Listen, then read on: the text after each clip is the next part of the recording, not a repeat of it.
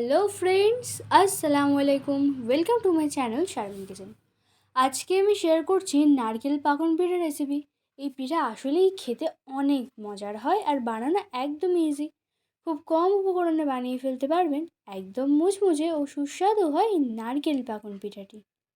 এই পিঠাটি বানিয়ে আপনি কয়েকদিন সংরক্ষণ করেও রেখে দিতে পারেন। তো চলুন দেখে নেওয়া যাক।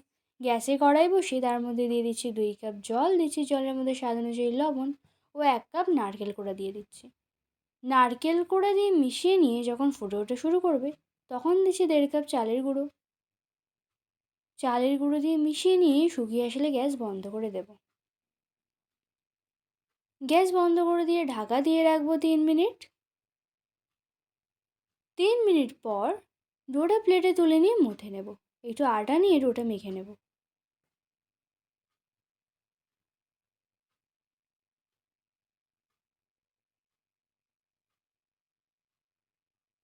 ডোটা মেখে নেওয়া হয়ে গেলে কিছুটা অংশ নিয়ে রুটি বেলার উপর রেখে একটু আটা নিয়ে রুটির মতো বেলে নেব। আমি নাও পাতলা না মোটা মতো করে বেলে নিচ্ছি। আপনারা চাইলে এর থেকে একটু মোটা করে বেলে নিতে পারেন। ডোয়ের মধ্যে যেহেতু নারকেল আছে, সেই জন্য রুটির সাইডটা এরকম ফেটে গেছে। কোনো সমস্যা নেই। এখন একটি কাঁটা চামচ দিয়ে এরকম পুরো রুটিটাই ছিদ্র ছিদ্র করে নিচ্ছি। পুরোটা করে নেওয়া হয়ে গেলে এই সাইডের অংশটা একটু কেটে নেব।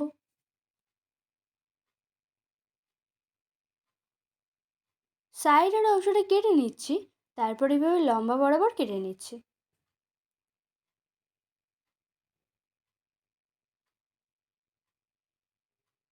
লম্বা বরাবর কেটে নেওয়া হয়ে গেলে এবার আমি এরকম ত্রিভুজ আকৃতি করে কেটে নিচ্ছি। আপনারা যেভাবে খুশি কেটে নিতে পারেন। সবগুলো এইভাবে কেটে নেব।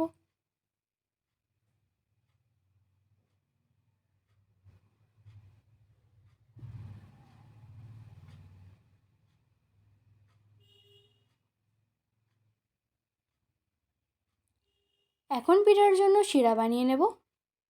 তার জন্য কড়াইয়ে 1 কাপ চিনি দিচ্ছি ও দিচ্ছি 1 কাপ জল। চিনিটা গলে গেলে ফুটে উঠলেই গ্যাস বন্ধ করে নামিয়ে নেব।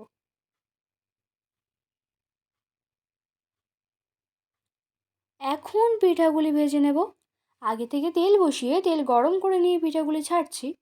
প্রথমে হাই ফ্লেমে রেখে পিঠাগুলি ভেজে নিয়ে তারপর উল্টে দেব।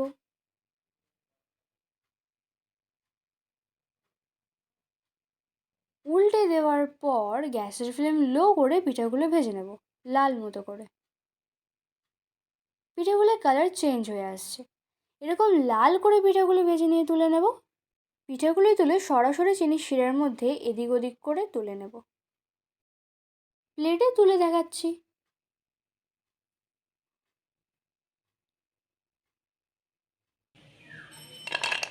আওয়াজ শুনেই বুঝতে পারছেন কতটা ক্রিস্পি হয়েছে।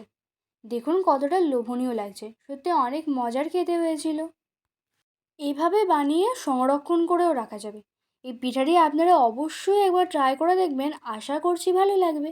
আপনাদের ভালো লাগলে লাইক শেয়ার কমেন্ট করে দেবেন আর আমার চ্যানেলটি সাবস্ক্রাইব করে পাশে থাকবেন। Thank you.